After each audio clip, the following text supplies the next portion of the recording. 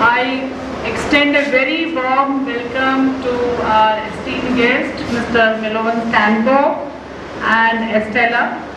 You have already got a brief introduction about both of them.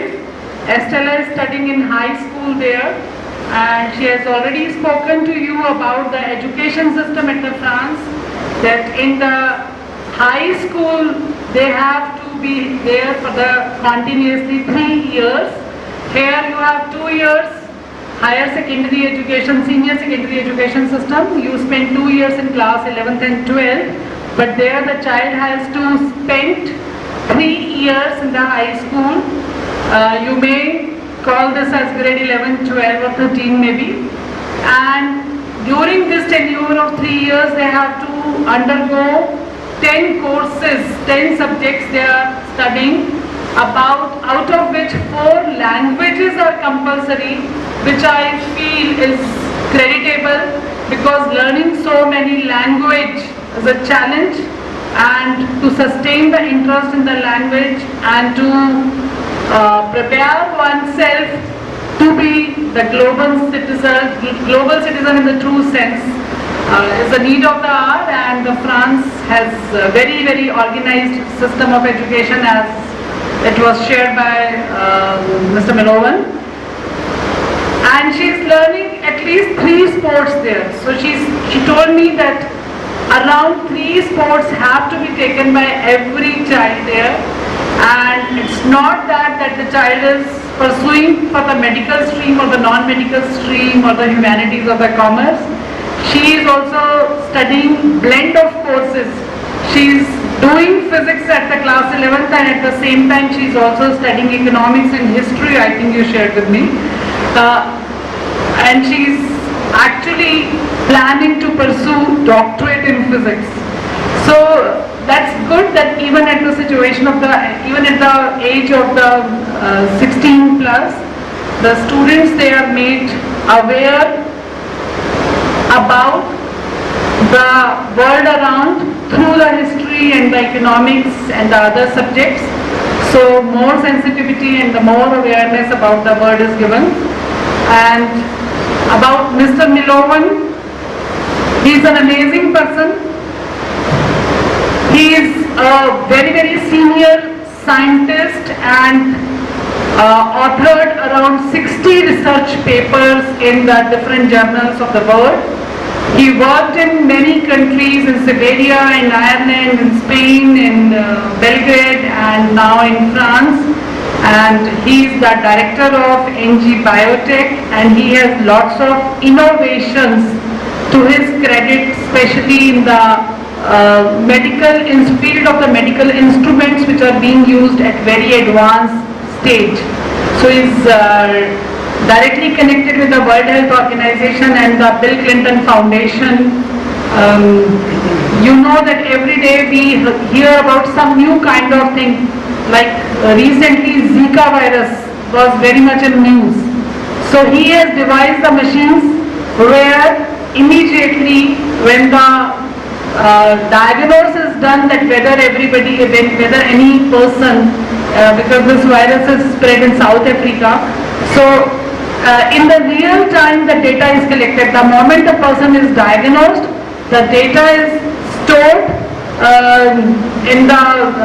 the information is processed, and the WHO, World Health Organization, has immediately the data that how many, what new case has and how many total cases are there all around the world. So he is working a lot in the field of the research and the innovation in the medical instruments. But you will be amazed, you will be surprised to know that my connection to him is not due to his being the scientist or the biotechnologist or a person, he is expert in maths too. He is basically biomedical engineer. My connection with him is due to the spiritualism. I came to know about him around, I think, almost 13 years ago, and I just came to know about him that there is a person who is coming every year all the way from France to visit Himalayas and to do some meditation for some spiritual discourses but I heard about him a lot, but it was only 2 years ago that we had an interaction when he invited some educationist for an interaction, and unfortunately I was not able to go at that time, but I invited him to the school, and I was happy to share with I'm happy to share with you all that he accepted our invitation, and the very next day he was in the school. He interacted with a batch of the science students at that time, and only at that time I came to know that he is actually the scientist. So I feel that there could not be any person better than him who can talk about the need of the spiritualism in the field of education. You know, all of you are very bright, very talented students, but sometimes this happens that we are not confident about ourselves. Somewhere our consciousness lacks something, and how we can raise our consciousness and how we can improve ourselves, how we can get the optimal out of what we are aspiring for. He will be talking about this for the next 30 minutes is sufficient. For next 30 minutes with you, and he will also be sharing some of his experiences because he came to Delhi in the beginning of June, and for the entire month, after spending 2-3 days here, for the entire month he was in the peak range of the Himalayas at the altitude of 4,500 meters, and he will be sharing some of his memories of that place too. And if you will come to know about his experiences, he is actually the Shiv Yogi. Today morning our yoga students, they performed lots of yogas and the asanas and the pranayam in the ground for him, and he was participating wholeheartedly in the whole thing because he performed with the students, and he was doing it with the same perfection, in fact with a more perfection than our students were doing, and that was, I think, very inspiring. Are some yoga students sitting here? Probably some of them. Okay, I could see at the back. So all of them, they got real inspiration from him, and I think they must be keen to know also that why a fellow all the way from Europe is coming to India. What is there so special? What attracts him? Why he wants to spend his time with the people who are highly enlightened, highly spiritual. So, and how you can create that kind of aura and environment around you which can give you positive energy and which can be inspiring and motivating for you. So now I hand over to Mr. Milovan, and before he starts, I would request all of you to welcome him with a very big round of applause, because it is commendable what he is doing.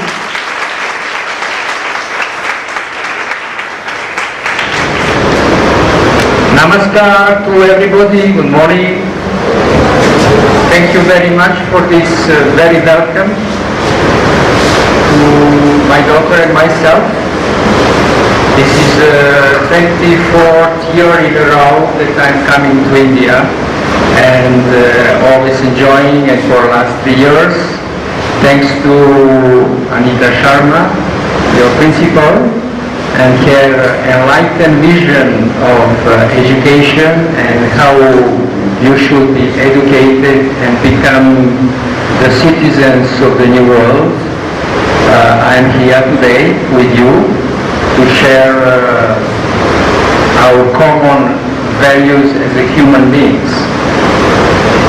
This is spontaneous organization that Anita Sharma made is also celebration of friendship between France and India, although we are not in any official mission here as the French representatives, but we feel very proud and obliged to share this human value with you between India and France, that are sharing the common values of freedom and equality and fraternity.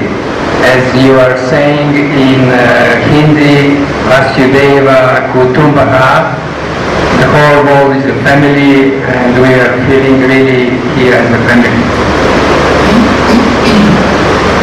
When I was small, I was only 6 of age. The first movie I was watching and remembering in my life, it was the film Mother of India. That was in 1956. That was one of the very first movies that is made in 1950s. I was watching, I was only 6, and I was very impressed with that movie. With India as a country, India as the value of the Atma, of the heart, and these values have keeping bubbling and growing in me for the rest of my life till today. So, on the first day of your school, which is very important, you are starting the new year, a new subject to be studied, and I was thinking just to briefly introduce you on the value and the importance of knowledge. But before that, I would like to make a request to all of you, so that you define and you decide, in respect to you and in respect to the knowledge, what is your responsibility and what is your obligations. Because this is very important for you. And because you are in the way of learning and learning the knowledge, and the knowledge is essential for life. Human species is the only species on the planet Earth which can learn, which can use the knowledge, which can record the knowledge, and which can transmit the knowledge generation after generation. So the knowledge becomes the main purpose of human life. And the education is the way of learning. In connection to that, spiritualism is just the knowledge of the ultimate truth. And the ultimate truth is the consciousness. So you have a consciousness, and by that consciousness you can learn everything, including about yourself, about the world, and about the universe. So this is a perspective of knowledge that you should take care of. The knowledge is the main way of survival of human beings, of human species. The only purpose of human species to survive is to gain the knowledge. To gain the knowledge and to use that knowledge into the science and technology which is improving constantly our lives. So, knowledge is structured in consciousness. So by using your consciousness on daily basis, you are unfolding that knowledge for your life, and you are trying to understand and create the broad cognition who you are, what is the real world, and what is this universe. So the purpose of education is to offer you possibility to construct a right understanding of you, yourself, the world in which you are living, and the universe and the nature. So this is how you are growing from a small child. Now you are students. Tomorrow you will be useful citizens to contribute to the development of your life, of your country, and also to contribute to the world development as a civilization. We are all part of the human species, and it is our responsibility and it is our obligation to be creative and innovative. So the key of the success for you and for everybody is creativity and innovation. So we have to be, and human species was permanently innovative since the human species has been put in place on this planet and is unfolding the knowledge which is everywhere in the nation, everywhere in the universe. Somehow,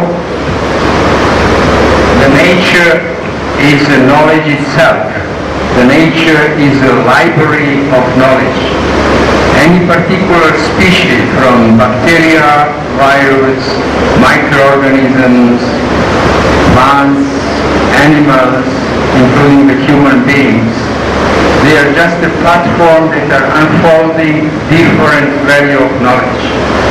So somehow, to put in the terms of modern language and digital India language, each of us, each living species is a living memory of the knowledge, is recorded knowledge, like a hard drive, external drive that you're putting your memories, your photos, your documents and so on.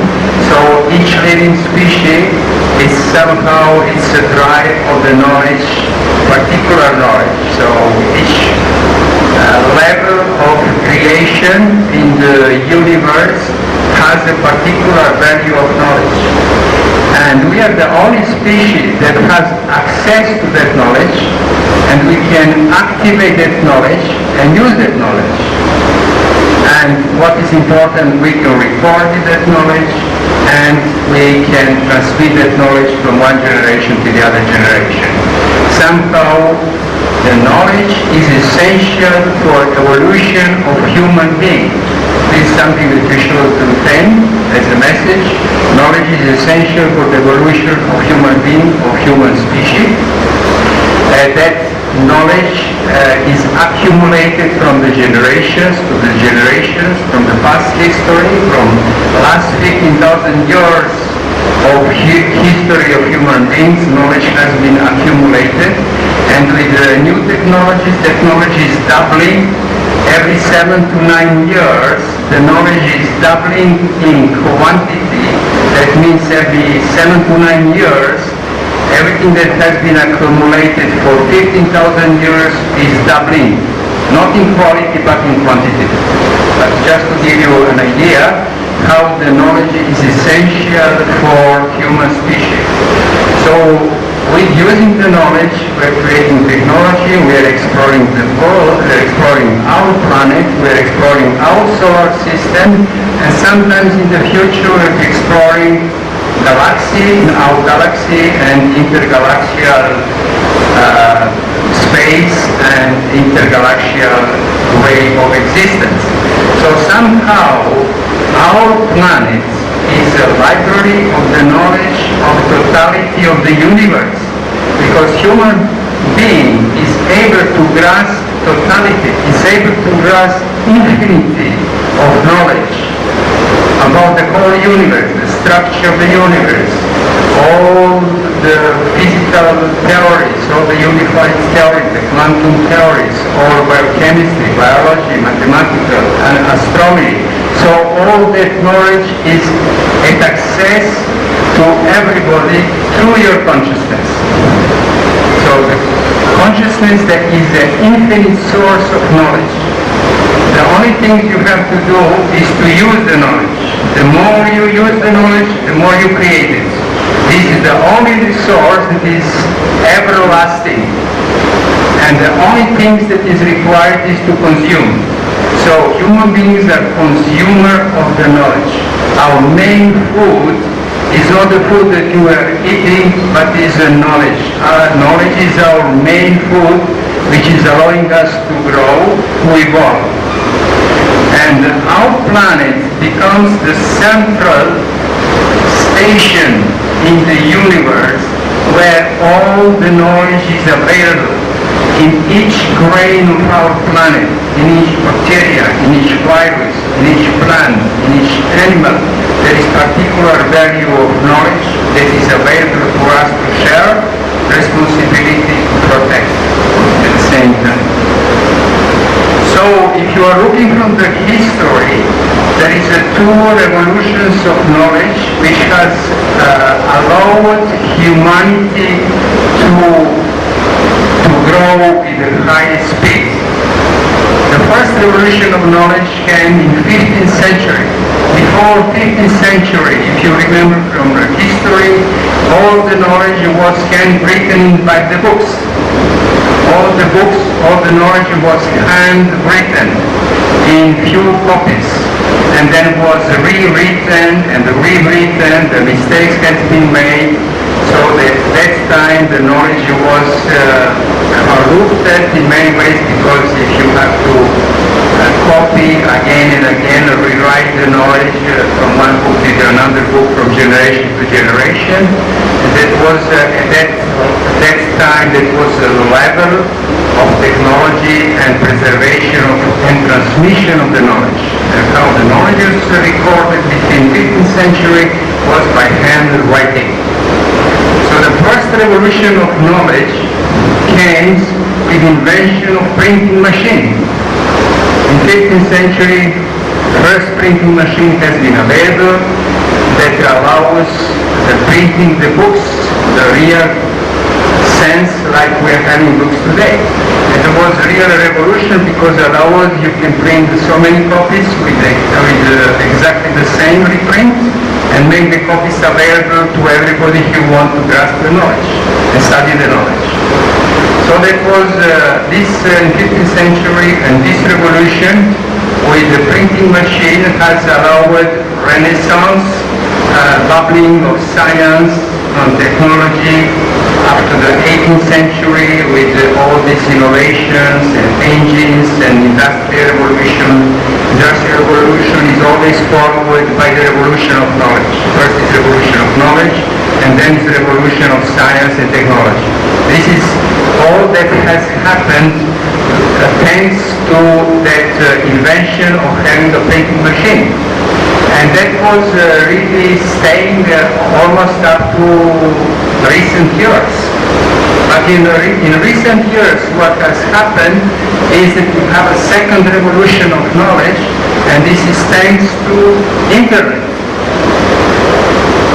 So invention of the internet and availability of information in a high speed to everybody at any spot of the time is thanks to the internet. This brings the second revolution of knowledge, which we're just at the verge of that second revolution of knowledge, which is allowing us to have access virtually to any information that has been created at any place, at any time in the world. So if you are looking today is almost 2 billion people connected to internet. So information is available and is free. So far we had everything as a closed system. Even education today is a closed system. It is a marketed education that is requiring to attract you to go to a certain school, to achieve something in your life. This is all closed system. All our cultural values, all our religions, our politics, this our science even, these are all closed systems that needs to be marketed in order to have a currency of the population that to maintain and sustain it. But what this second revolution of knowledge is bringing is the open system. And the consciousness is open system. Your individual consciousness is a closed system because you are closing your concept of you. And you have your own limitations and your conditioning, but with availability of and access to the total knowledge, what everything is available. It is consciousness, which is an open system. You can quietly sit at any place in the world. You have a Wi-Fi and you can go into any avenue of knowledge and to grasp and study any subject you wish and take information of any subject which is of interest for you. So this is an open system. This is the shift of individuality of each of you as an individual with this access to the total potential of knowledge. You are shifting to the dimension of infinite knowledge, which is available, which is shared by everybody, and that knowledge through this means of communication is upgraded, updated regularly by thousands and thousands of people. Let's say just mention like Wikipedia, which is a digital encyclopedia, which is replacing classical encyclopedia, which is today more accurate than Oxford Encyclopedia Classical or British Classical Encyclopedia, because this Wikipedia is built up by thousands and thousands of different scientists concerning a different subject. So this is the knowledge becomes collective knowledge. It is not anymore individual. There is not anymore authority, particular authority that is saying you have to, this is the truth or this is the truth. Now the truth is discussed, is argumented, is debated, and in the debate we find what is the truth. With the individual discussion, we are argumenting one against the other. We want to see who is right, but by debating the things, we are finding what is the right, what is the truth. So this is the aspect, the dimension of knowledge that I want to share with you, so that you have that vision that you are not limited to your individual mental capacity. You have opportunity to expand, you have opportunity and you have access to this infinite potential of knowledge. The beauty of that is that when right now I'm sharing with you the knowledge, the more I'm sharing, the more I'm getting. I'm giving to you the knowledge, but knowledge still remains with me. It is not like with material goods. If I give you 20 rupees, if I have 40, I'm left with 20 rupees, and you have the 20 rupees, so I'm getting poorer and poorer on material level. But with the knowledge level, the more you give, the more you get. So in order to more give, you have to have access to more knowledge, you have to orient and yourself to the topics that you want to study in your life. And what is the most important, you have to establish the right cognition, the right vision, the right understanding of who you are, what is the world in you are living, and what is this nature and this universe. So with this short introduction, I would like to hear your feedback and any question concerning what has been just said, or anything else that you might be interested about my regular coming to India, or any other topic you want to address. Thank you. If I can connect my mobile phone on the internet, on the computer, so we can share many photos from top of us.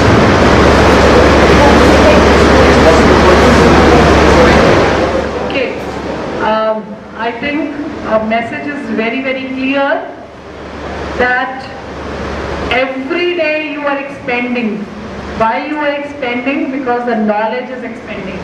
The information you have in front of you is exploding like anything, and with that you are also growing, and you need to learn that within your limited boundaries, how you can connect yourself to the work in a better manner. Okay? So, if you are able to imbibe that infinite knowledge which is around you, you can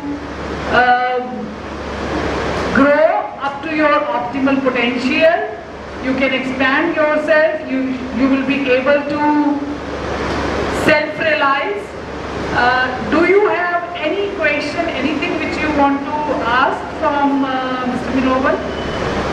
Anybody wants to ask anything? He is ready to answer. And if you need some more time, you can write your questions, you can give it to your class teachers, and we can mail him your queries. He is always available to mail also. I could see 2 students. They stood up. You want to ask anything, Beta? Come forward.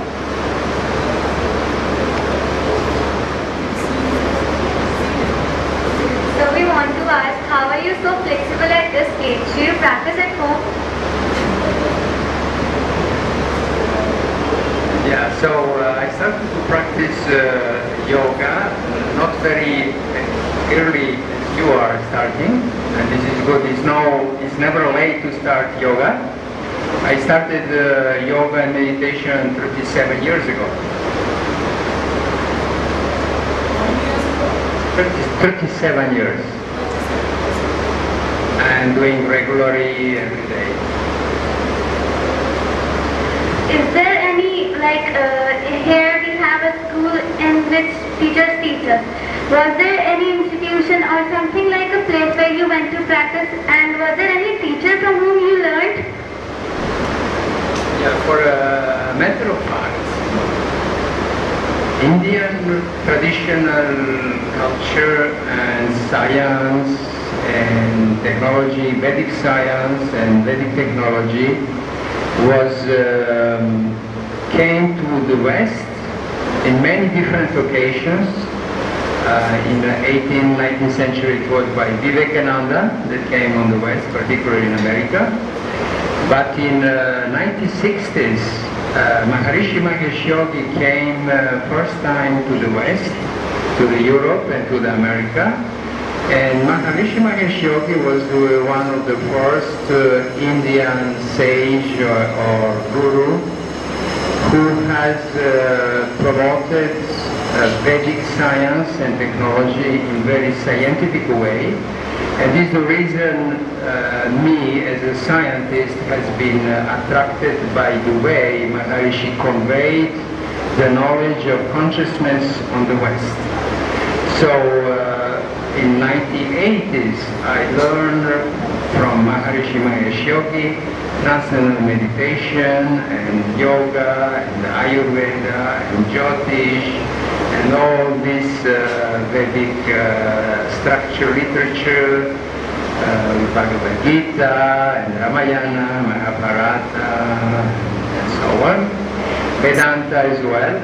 So this is all the knowledge that is coming from India, which is very rich, which is very systematic and very well organized.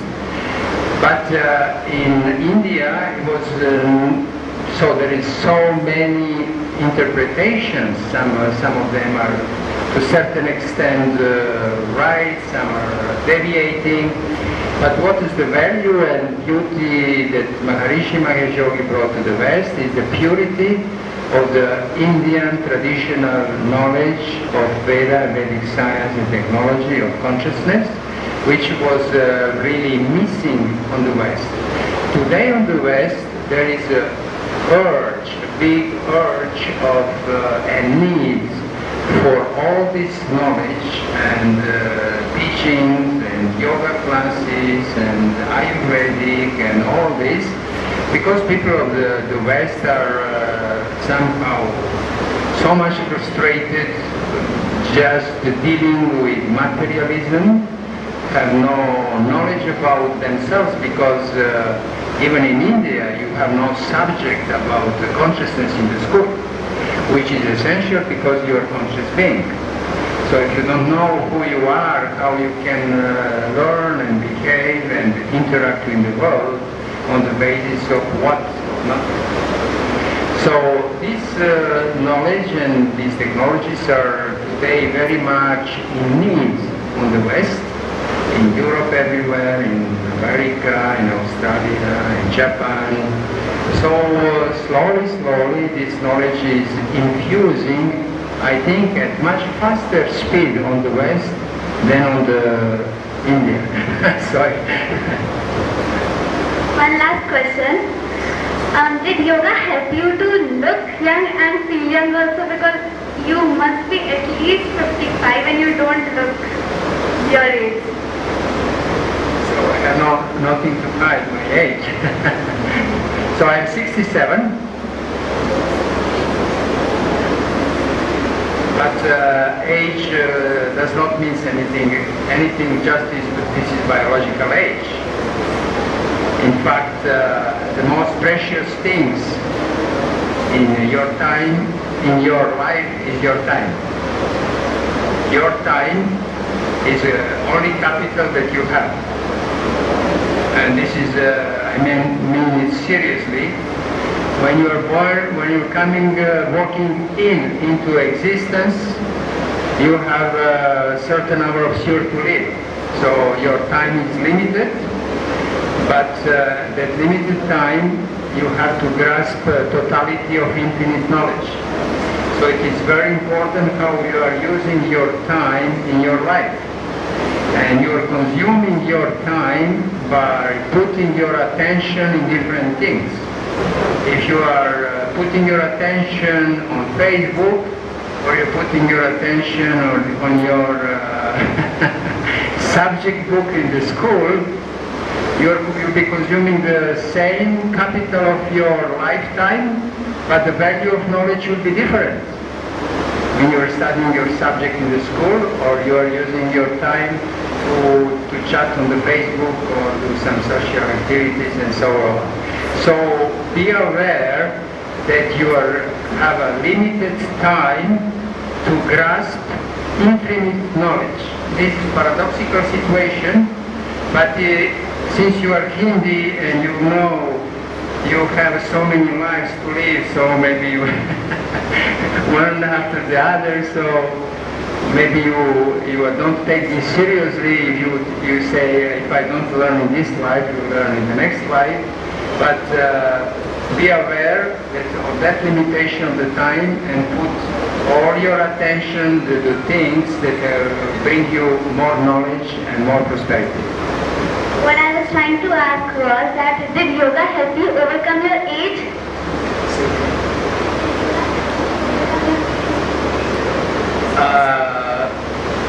Of course, if you are a body, the infrastructure of your consciousness, your soul is living into this infrastructure.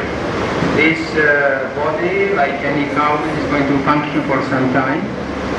And it is important that it is in good health, because this is responsibility that I was initiating from the beginning. So you are responsible for what the nature gave you free of charge. And there is no hidden cost.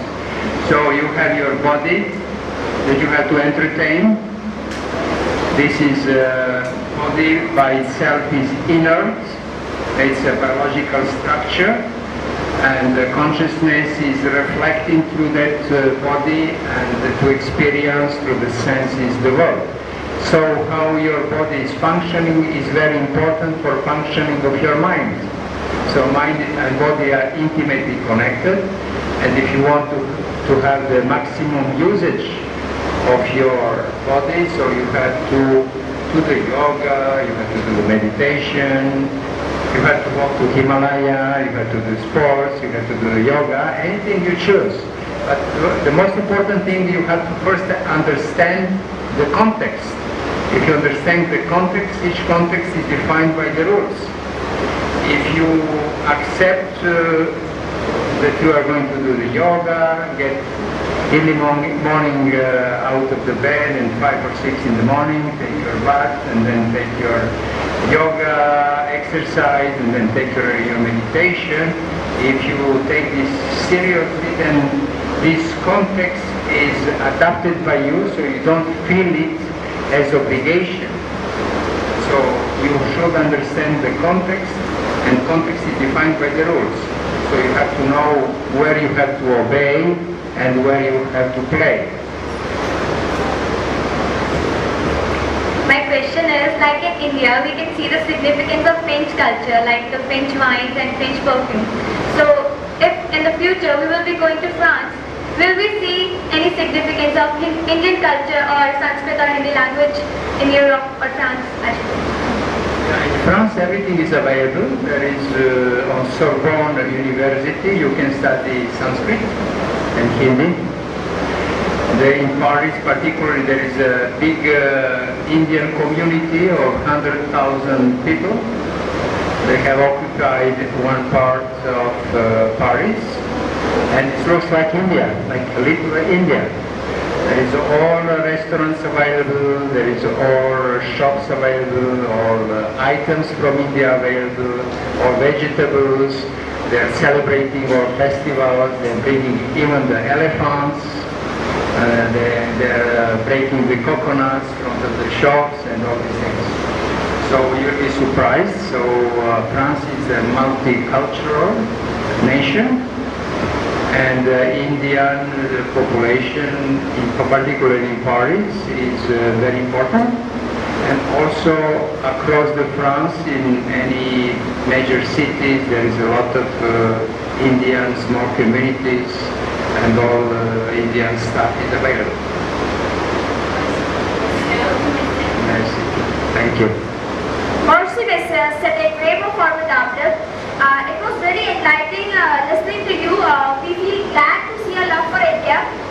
Now I would request Principal Ma'am to present the token of love to Estella Ma'am. Estella is of your age, don't call her ma'am. Estella, come forward. Our children, they would like to present you something. You have a burden of studies. So how you managed when you were a teenager? How you managed your studies? Like doing meditation or yoga? Like we have burden of studies today. Yeah. So how you managed your studies when you were a teenager? So the question is, we have a burden of study, right? And how you manage a burden of study in your daily life? This is the question. You were teenager. Sorry? When you were at your age. When I was your age. Yeah. Good question. First of all, you have to learn from your burden. If the burden is there, you are witnessing that you have a burden. So you have to do something about it. So the best way is to be aware, to be conscious of whatever happened with you. The things are happening in you on three levels. One level is thinking, another level is saying, and third level is acting. So whatever you are doing in your life, you are either thinking, or you are saying the things, or you are doing the things. So the burden can be also either on the level of thinking, you have the thoughts that are bothering you, that are useless, but you are aware that this situation is there. So if you are aware, so separate from what you are seeing.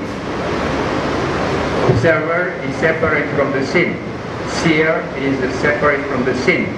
If you are seeing your burden, so you are separate from that, so you can take care of it. So when I was small, I was never thinking if this is a burden or is not burden. I was just having what I want to achieve. I was very much oriented towards knowledge and curiosity, what's happened in the world and in the universe. And as a small kid, I was reading constantly Indian storytelling stories, books, up to the age of 15. This literature after 7 or 8 of age is almost not appropriate for the kid at that time. So I was engaging the small kids to go to the library and bring me the Indian books that I like to read, with all these magicians and imaginations and all these stories that you have in Bhagavad Gita, in Ramayana, in Mahabharata. It was so much curiosity initiated in me, so I was always looking to understand the life. This is the reason I study biology, because I was thinking biology is the science of life. And at the age of 9, I told my parents I want to study biology. They were surprised, but they say at 9 you don't know what you want to be in life. So how I managed to finish biology, studying biology, and I was already get my job, and I had already my first son. And then one day I was walking with my son on the street and say, okay, you have fulfilled what you was thinking it is the goal of the life. Fulfilling the high education, having a good job, having a family, and the question arises, are you happy? And the answer just was in silence, no, I was not happy, because I didn't get the answer what the life is. And that was my purpose since I was a small kid, to have a fulfilling answer what the life is, what the purpose of life is. So I took this situation seriously, and after some time I decided, okay, so I really realized that studying biology, in fact not studying the life, is studying the death. Because in biology you are taking the microsection of the plants, of the tissue, looking under the microscope, the cells and the structure, organization, but you didn't look the life. So I realized just a very simple thing. Studying biology was need to really not answer what the life is, because I didn't study life. I was studying the structure of life, the death structure of life, but not the real life, which is dynamic, which is joyful, which is enjoyable. So I thought this has to be something to do with the psyche, so I decided to study psychology. And for 1 year I studied psychology, and I dropped it down just after 1 year because it was not leading to nowhere. So the fulfillment and the final solution really came when I started to meditate, instructed by Maharishi Mahesh Yogi, and get inward orientation of my attention to what's going to happen inside me. So you can get the knowledge either going your attention outwards or putting your attention inwards. If you are putting your attention outwards, you are studying the world, you are studying the universe, you are studying the nature. But when you are putting your attention inwards, which is proposing by meditation, then you are facing what's going on inside you. This was going inside you, it's experience of your own consciousness, and through experience of your own consciousness you get a knowledge about yourself. Merci beaucoup, monsieur. C'était vraiment formidable et je pense que nous sommes vraiment ravis de faire votre connaissance et ce que vous avez aujourd'hui dit.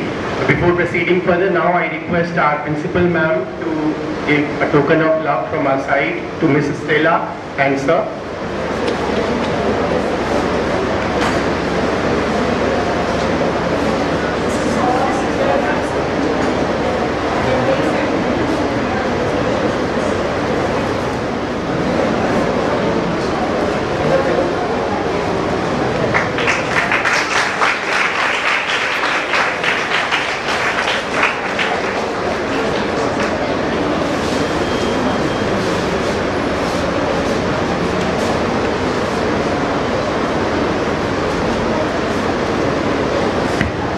Now I request our principal ma'am to give our token of love to sir.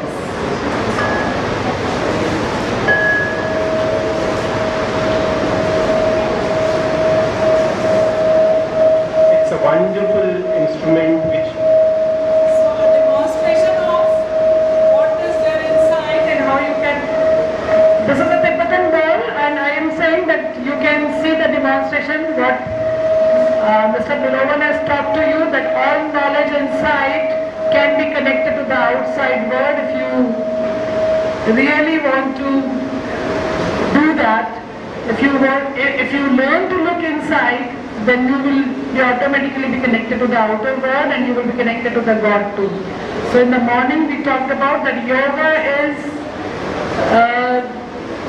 connection of individual consciousness to the universal consciousness, and he has given you a very wonderful answer to certain things, that when he was of your age, he was oriented towards knowledge and he made every attempt to gain that knowledge, and at the age of 9 he was curious to know what is life.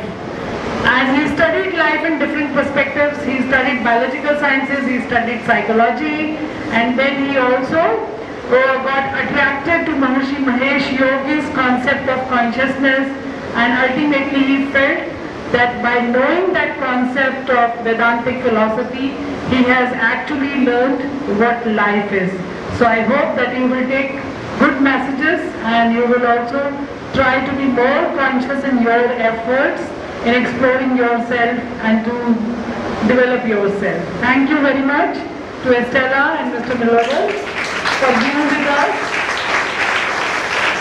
Thank you.